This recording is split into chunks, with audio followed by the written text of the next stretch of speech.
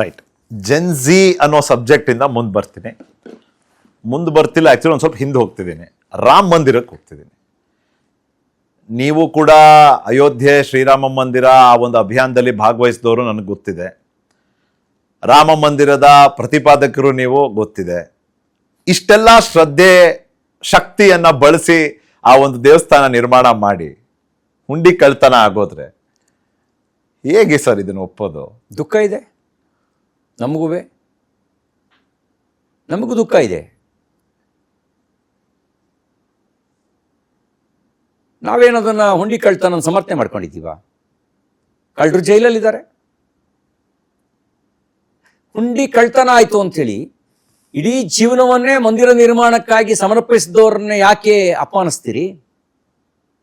ಯಾಕ ಅವ್ರನ್ನ ಅಗೌರವದಿಂದ ಕಾಣ್ತೀರಿ? ಯಾರು ಹುಂಡಿ ಕಳ್ತನ ಮಾಡಿದಾರೋ ಅವನ್ನ ನೇತಾಕಿ ಸಾರ್ವಜನಿಕವಾಗಿ. ನಂದು ಸಹಕಾರ ಇದೆ, ನಮ್ಮದು ಸಹಮತ ಇದೆ.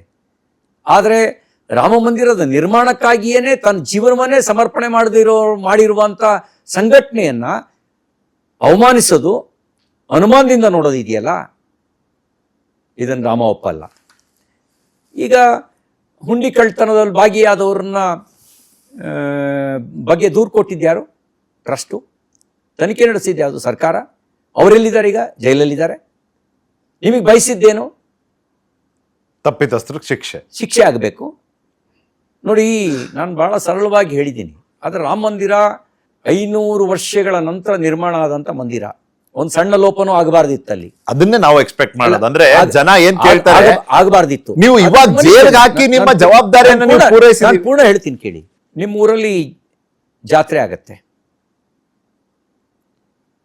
ತೇರ್ ಕಟ್ತೀರಿ, ದೇವ್ರ ಕಳಸ ಕಟ್ತೀರಿ, ತೇರಿಗೆ ದೇವ್ರು ಕೂರಿಸ್ತೀರಿ, ಉಪವಾಸ ಇರ್ತೀರಿ, ಸಾವಿರಾರು ಜನ ಬರ್ತಾರೆ. ಅದ್ರಲ್ಲಿ 4 ಜನ ಜೇಬುಗಳ್ರು ಬರ್ತಾರೆ, ಸರ ಕದಿಯೋರು ಬರ್ತಾರೆ. ನೀವು ಜಾತ್ರೆನ ಆಯೋಜನೆ ಮಾಡಿದ ಮುಖಂಡರುಗಳು ತಪ್ಪು ಅಂತೀರೋ, ಜೇಬುಗಳ್ರನ್ನ ಹಿಡಿದು ಜೈಲಿಗೆ ಹಾಕ್ತಿರೋ? ಜೇಬುಗಳ್ರನ್ನ ಹಿಡಿದು ಜೈಲಿಗೆ ಹಾಕ್ರಿ, ಸರಗಳ್ರನ್ನ ಹಿಡಿದು ಜೈಲಿಗೆ ಹಾಕಿ. ನೀವು ಜಾತ್ರೆ ಆಯೋಜನೆ ಮಾಡಿದ್ದೇ ತಪ್ಪು. ಜಾತ್ರೆ ಆಯೋಜನೆ ಮಾಡಿದ್ರಿಂದಲೇ ಈ ಕಳ್ಳರು ಬಂದ್ರು, ಸರ ಕಳ್ತನ ಆಯ್ತು. ಬರ್ತಾರೆ ವಾದ ಶಿವನಿ ಕೇಳಿ ಬರ್ತಾರೆ ಅವರು. ಬರ್ತಾರೆ, ಅವ್ರನ್ನ ಜೈಲಿಗೆ ಹಾಕೋ ಕೆಲಸ ನಡೆದಿದೆ. ಕೆಲವರು ಭಕ್ತಿಯ ಭಾವನೆಯಿಂದಲೇ ಭಗವಂತನ ಹತ್ರಕ್ಕೆ ಬರ್ತಾರೆ. ಇನ್ನೊಬ್ರು ಕೆಲವರು ಕದಿಯಕ್ಕೆ ಬರ್ತಾರೆ. ಆ ಕದಿಯಕ್ಕೆ ಬಂದವ್ರನ್ನ ಜೈಲಿಗೆ ಹಾಕ್ಬೇಕೋ ಹೊರತು ರಾಮ ಮಂದಿರಕ್ಕೆ ಬಂದವ್ರನ್ನೆಲ್ಲ ಕಳ್ಳರ ತರ ನೋಡಬಾರ್ದು. ರಾಮ ಮಂದಿರಕ್ಕೆ ಬೆಂಬಲ ಕೊಟ್ಟವ್ರನ್ನ, ನೇತೃತ್ವ ವಹಿಸಿದವ್ರನ್ನ ಎಲ್ಲರನ್ನೂ ಕಳ್ಳರ ತರ ನೋಡಬಾರ್ದು. ಅಲ್ಲ, ಕಳ್ತನಕ್ಕೆ ಸಹಕಾರಿ ಆಗುವಂತ ವಾತಾವರಣನ ನಿರ್ಮಾಣ ಮಾಡಿ ಬಿಟ್ಬಿಟ್ರೆ ಹೇಗೆ? ದೇವಸ್ಥಾನ ಕಟ್ಟಿದವರು ಇಲ್ಲಿ ಕಳ್ಳರು ಬರ್ತಾರೆ ಅನ್ನೋದು ಗೊತ್ತಿರುತ್ತೆ, ಜಾತ್ರೆ ನಡೆಸ್ತಿರೋರು ಜೇಬ್ಗಳ್ರು ಬರ್ತಾರೆ ಅಂತ ಗೊತ್ತಿರುತ್ತೆ. ಒಂದು ರೀತಿಯ ಎಚ್ಚರಿಕೆ. ನಿಖಿಲ್, ಆ ಎಚ್ಚರಿಕೆನೋ ಒಂದು ಜಾಣ್ಮೆಯಿಂದ. ನಿಖಿಲ್, ದೇಣಿಗೆಯಲ್ಲಿ ದುರುಪಯೋಗ ಆಗಿಲ್ಲ, ಕಾಣಿಕೆ ಹಣದಲ್ಲಿ ಕಳ್ತನ ಆಗಿದೆ. ಕಾಣಿಕೆ ಹಣದ ಹುಂಡಿಯನ್ನು ಎಣಿಸೋದಕ್ಕೆ ಸ್ಟೇಟ್ ಬ್ಯಾಂಕ್ ಆಫ್ ಇಂಡಿಯಾದ ಅವರಿಗೆ ವಹಿಸ್ಕೊಡಲಾಗಿತ್ತು. ಅವರು ಯಾರನ್ನ ಕಾಂಟ್ರಾಕ್ಟಿಗೆ ವಹಿಸ್ಕೊಂಡಿದ್ರು ಅವರು ಅಲ್ಲಿ ಕದಿಯೋ ಕೆಲಸ ಮಾಡಿದ್ದಾರೆ. ಆ ಮಾಹಿತಿ ಸಿಕ್ಕಿದ ತಕ್ಷಣ ಟ್ರಸ್ಟ್ ದೂರು ಕೊಡ್ತು. ಟ್ರಸ್ಟಿನ ದೂರಿನ ಆಧಾರದಲ್ಲಿ ಉತ್ತರ ಪ್ರದೇಶ ಸರ್ಕಾರ SIT ರಚನೆ ಮಾಡ್ತು. SIT ತನಿಖೆ ನಡೆಸಿ ಯಾರು ತಪ್ಪು ಮಾಡಿದಾರೆ ಅವ್ರನ್ನ ಜೈಲಿಗೆ ಹಾಕೋ ಕೆಲಸ ಮಾಡ್ತು. ಇದ್ರ ಮೇಲೆ ಸಾರ್ವಜನಿಕವಾಗಿರುವಂಥ ನಂಬಿಕೆಯನ್ನು ಉಳಿಸೋದಕ್ಕೆ ಸಮಗ್ರವಾಗಿರುವಂಥ ದೇಣಿಗೆ ವಿಚಾರಕ್ಕೆ ಸಂಬಂಧಪಟ್ಟಂತನೂ ಕೂಡ ತನಿಖೆ ನಡೀತು.